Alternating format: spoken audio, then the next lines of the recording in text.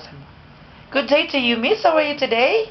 I'm fine, sir, madam. Can you tell me something about yourself? I'm Marijo Ramos, 33 years old.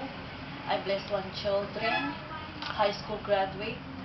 I experienced DH in the Philippines. I serve 4 people at 4 person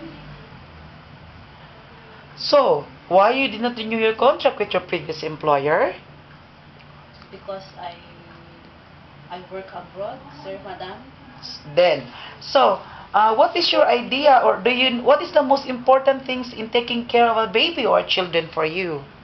Giving nutrition food, always their safety, loving them as own child. So, do you like baby? Yes, sir, madam. Do you know how to bath the baby? Yes, sir, madam. Feeding the baby? Yes, sir, madam. How about teaching nursery rhymes for the baby? Yes, sir, madam. Can you sing it for us now? Yes, sir, madam. I have 2 hands, the left and the right.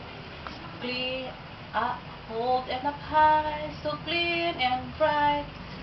Clap them softly, 1, 2, 3. Clean letter hands are good to see. Okay, so, how do you overcome homesickness? Make myself base.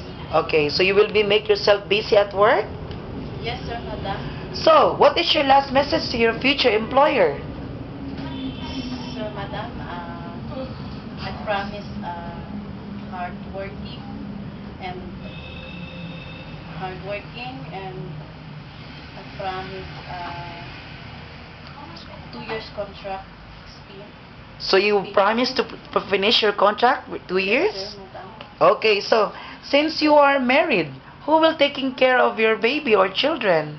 My sister, sir, madam. Okay, so before we end, can you show us your best smile, miss?